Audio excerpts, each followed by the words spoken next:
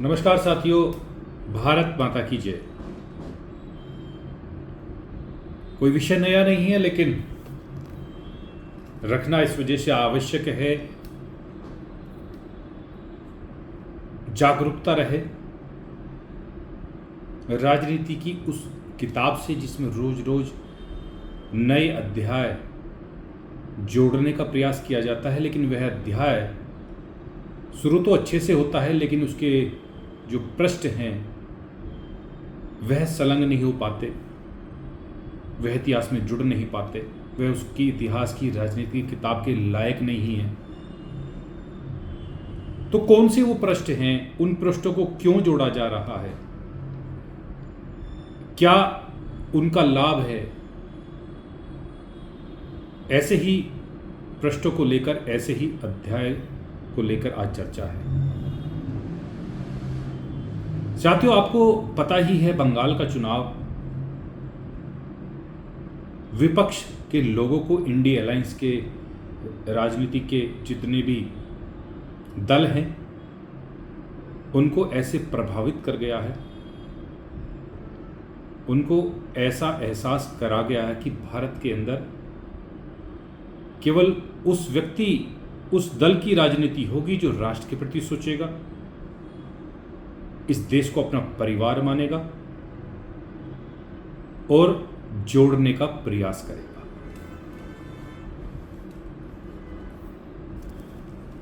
हाल ही में जो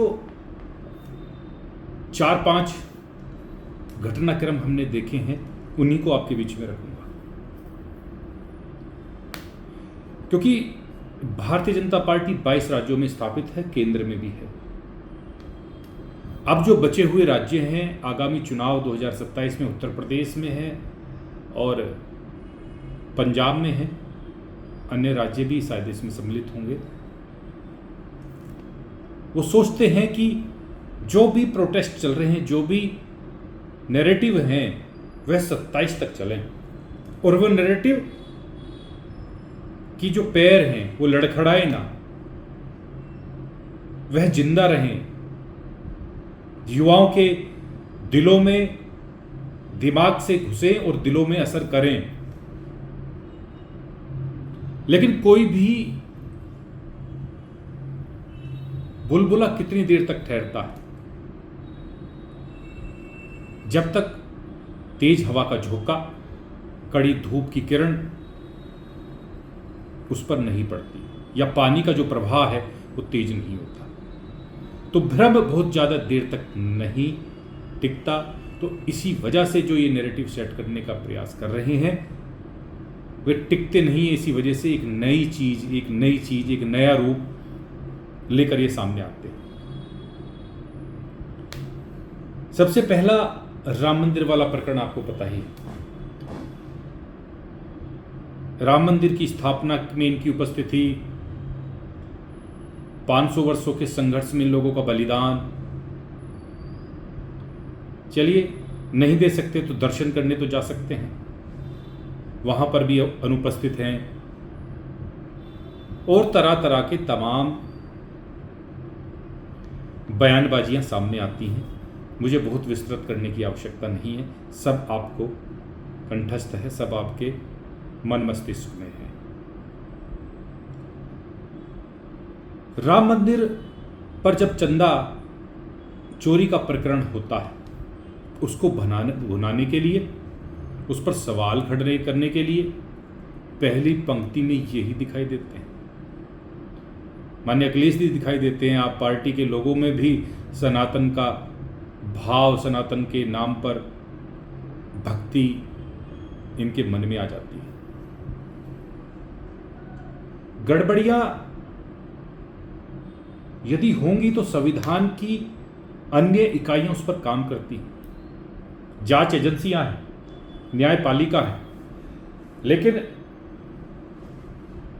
किसी भी घर में कोई व्यक्ति होता है, किसी भी समाज में कोई व्यक्ति होता है, किसी भी गांव में होता है, तो किसी की नीयत का नहीं पता पड़ता। और जिसकी नीयत खराब हुई है, भारतीय जनता पार्टी ने ट्रांसपेरेंसी के साथ में, पारदर्शिता के साथ में इस राम मंदिर वाले प्रकरण को ही कह रहा हूं कि तत्परता से जांच की है और उनको सलाखों के पीछे भेजने का कार्य किया है। वो मुद्दा इनको लगा नहीं चल पा रहा है, तो एक दूसरा इंसिडेंट हो जाता है। ये लोकतंत्र है और लोकतंत्र में सब कुछ जायज़ है, अच्छे बुरे लोग भी होंगे, लेकिन संविधान की इकाइयों का हमें पालन करते हुए इस सिस्टम को चलाना है कि भारत चलता संविधान से है और संविधान का पालन करने में भारतीय जनता पार्टी कहीं पीछे नहीं है। नीट का पेपर लीक होता है 3 मई को, 13 तारीख में उसको रद्द कर दिया जाता है और 49 दिन के आसपास में दोबारा से पेपर कराया जाता है और उसके अंदर जो लिप्त हैं उन लोगों पर कार्रवाई करते हुए उनको जेल के पीछे, और जांच एजेंसियां और तत्परता से इसमें जांच कर रही हैं कि कौन कौन और हो सकते हैं। वह सारा जो होना चाहिए, जो स्टेप्स होने चाहिए, वो बिना विरोध के ही, बिना विपक्ष की आवाज़ के ही जो कार्य करने हैं वो करने हैं और वो चल रहे थे। लेकिन इस बीच में कॉकरोच जनता पार्टी का आना, धरना प्रदर्शन करना और उस धरने प्रदर्शन में नीट के मामले को जोड़ देना, क्योंकि कॉकरोच जनता पार्टी का जो उदय हुआ वह सोशल मीडिया पर, धरातल पर कहीं नहीं था। लेकिन स्वागत है उनका, जंतर मंतर पर वो आए, उन्होंने बहुत सारी बातें करी, उन्होंने अपने तथ्य रखे, सरकार ने उनको देखा, समझा। उनमें कुछ बच्चों को जरूर उन्होंने लिप्त कर लिया था और इस विषय में कुछ बच्चे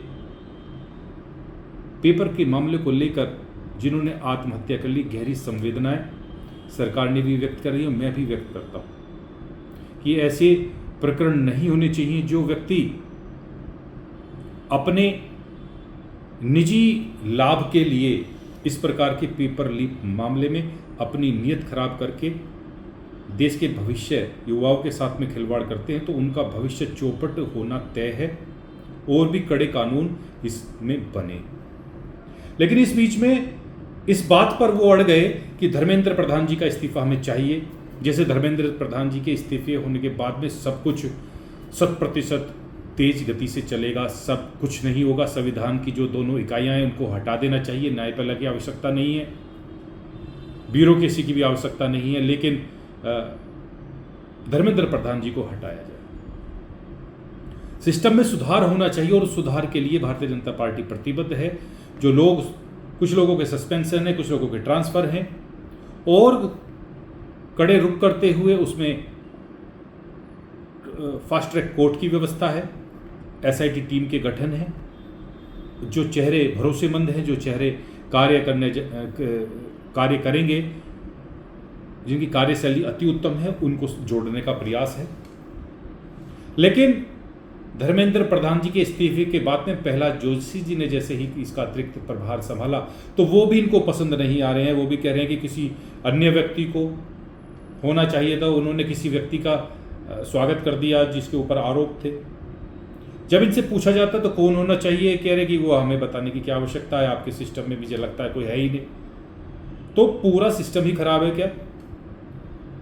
उसके बाद में इनकी जो मांगे वो मांगी गई, 2 केंद्रीय मंत्री पास में गए और वहाँ यह तय भी हुआ कि जो विद्यार्थी हैं जो इस प्रोटेस्ट में आए उनके ऊपर कोई भी कार्रवाई नहीं होगी। लेकिन पुलिस की कॉन्फ्रेंस के द्वारा जब पाया गया कि तकरीबन 2000 से ज़्यादा की संख्या में कुछ ऐसे लोग वहाँ इस प्रोटेस्ट में जुड़े जिनके ऊपर मुकदमे हैं, जिनके ऊपर पास्को है, जिनके ऊपर बलात्कार है, जिनके ऊपर चोरी, रंगदानी, किन किन धाराओं में जिनके ऊपर केस चल रहे हैं।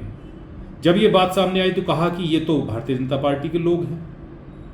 कभी ये विद्यार्थी हो जाते हैं, कभी ये भारतीय जनता पार्टी के व्यक्ति हो जाते हैं। तो ये दोहरी मानसिकता, ये दोहरा आचरण क्यों है? क्या ये वाकई में नीट के लिए संवेदनशील हैं या भारतीय जनता पार्टी से इनकी लड़ाई है? समझना साथियों, ये अभिजीत दीपके ने कहा कि मुझे ऑफर भी आ रहे हैं, जैसे केजरीवाल जी को ऑफर आ रहे थे, धमकाया जा रहा है, नहीं तो आप भारतीय जनता पार्टी ज्वाइन कर लें। इस तरीके के हमने वीडियो भी, विजुअल्स भी हमने सोशल मीडिया पर देखे। और सुरक्षा बलों पर जब सवाल आया है, क्योंकि सुरक्षा बल यहाँ पर ज़्यादा चोटिल हुए हैं प्रदर्शनकारियों के मुकाबले। जब उनके परिवार के जन प्रेस कॉन्फ्रेंस कर अपने पिताजी के विषय में बता रही हैं कि उनकी खून से शर्ट सनी हुई थी, उनके सर पर टांके थे, तो वो भी इस भारत के बच्चे हैं, वो भी किसी न किसी माँ के बेटे हैं, तो उनके साथ भी ऐसा ही बर्ताव किया जाना चाहिए माननीय राहुल जी के द्वारा, जैसे आज वो अन्य विद्यार्थियों और कॉकरोच पार्टी के समर्थकों के साथ में कर रहे हैं। वो कह देते हैं प्रेस वाले साथियों से कि आप भारतीय जनता पार्टी के लोग हो जो ऐसी बातें करते हो। तो दोनों ही पक्ष देखने चाहिए। और आज जब संसद में, राज्यसभा और लोकसभा में ये बिल पास हुआ है, तो अपने ना कोई सुझाव हैं कि हम इसमें ये ऐड करना चाहते हैं, लेकिन सवाल हैं जो अनावश्यक हैं, जो अनगढ़ हैं। इनको लगता है कि सिस्टम में और बेहतरी से क्या सुझाव होना चाहिए, तो ये वहां बिल के विषय में बोल सकते थे, लेकिन नहीं बोलना है। मैं पिछली सरकार की लोगों के प्रचलन पर नहीं जा रहा हूं कि कितने शिक्षा मंत्रियों ने इस्तीफे दिए और कितने वहां पर पेपर लीक हुए, लेकिन अब सिस्टम सुधारने के लिए जब सरकार तत्परता से आगे है तो इनको बोलना चाहिए। पंजाब पर भी जाकर प्रोटेस्ट करे ना, वो भारत का ही एक अभिन्न अंग है, वहाँ भी ऐसा मामला देखने को आया है। लेकिन ऐसे मामले में जब कॉकरोच पार्टी के प्रवक्ताओं इनसे बातें की जाती हैं तो वो चुप्पी साध जाते हैं, लेकिन सेलिब्रेशन जरूर करते हैं। शायद 4 या 5 स्टार जो भी कैटेगरी का होटल रहा होगा, वहाँ पर नृत्य और सेलिब्रेशन, क्या यह सेलिब्रेशन आपको करना चाहिए? आपको उन परिवारों का जिनका दुख लेकर आप सरकार से मांग रखते हैं कि उचित मुआवजा दिया जाए, उनकी इस जीत को देखकर उनके मन पर क्या बीत रही होगी? आप ऐसा नहीं लगता कि आप राजनीति से प्रेरित हैं और किसी पार्टी से जुड़े हुए व्यक्ति हैं? साथ ही साथियों, जब ये मामला भी, ये इस मुद्दे को भी ऑक्सीजन आनी बंद हो गई। सोनम वांगचुक जी भी इस धरने से उठकर चले गए थे और अब उन्होंने भारतीय रेल की तारीफ की है, तो वो भी अन्य लोगों से हजम नहीं हो रहा है कि किसी सरकार की तारीफें क्यों की जा रही।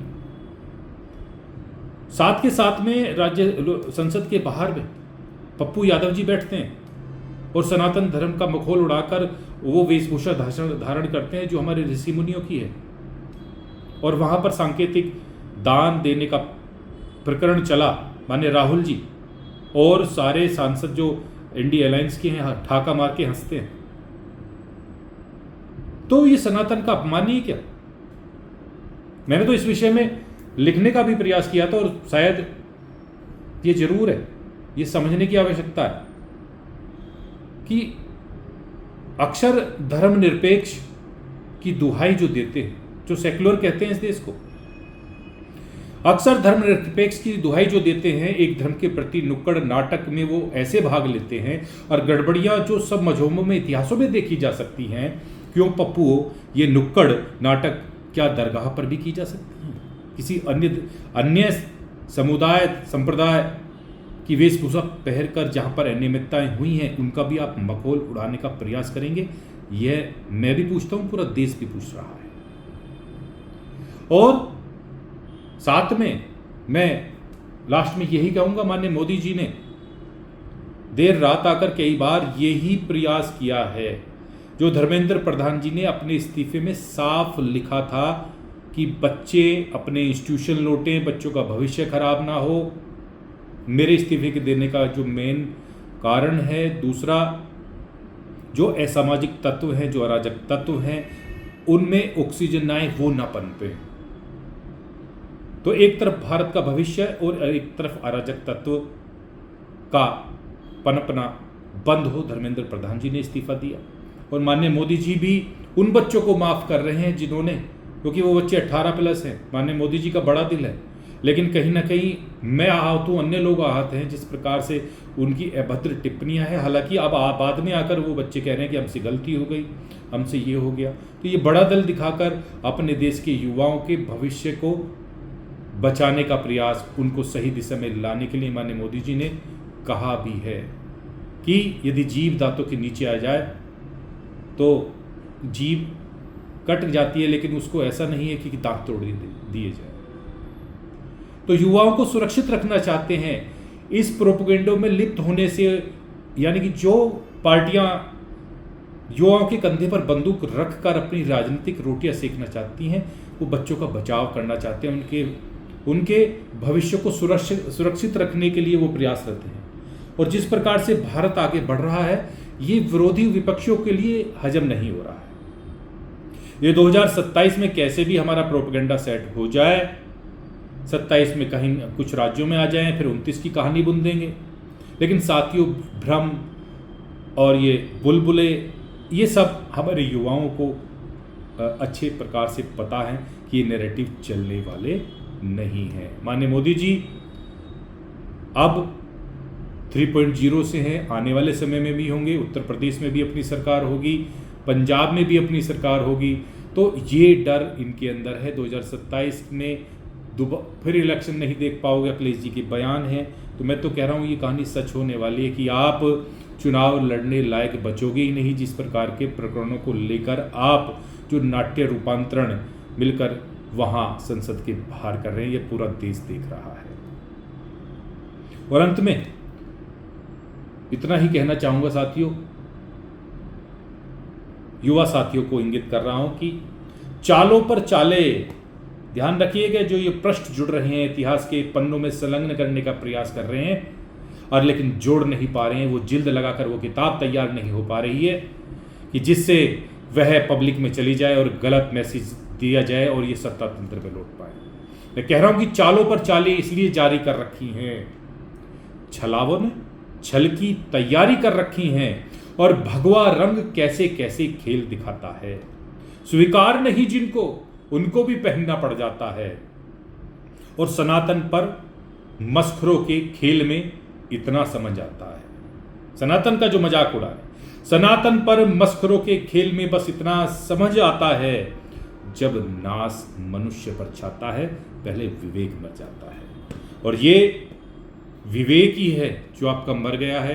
राजनीतिक किस स्तर तक आप गिरा सकते हैं, यह सारे अध्याय, चाहे राम मंदिर से संबंधित हो, चाहे बच्चों के भविष्य को लेकर नैरेटिव सेट करके उनको भ्रमित करना हो, या आज संसद के बाहर बैठकर सनातन का मखौल उड़ाना हो, ये चलने वाले नहीं हैं। और ध्यान रखिएगा साथियों, आएगा तो मोदी ही। नमस्कार, जय हिंद, वंदे मातरम, भारत माता की जय।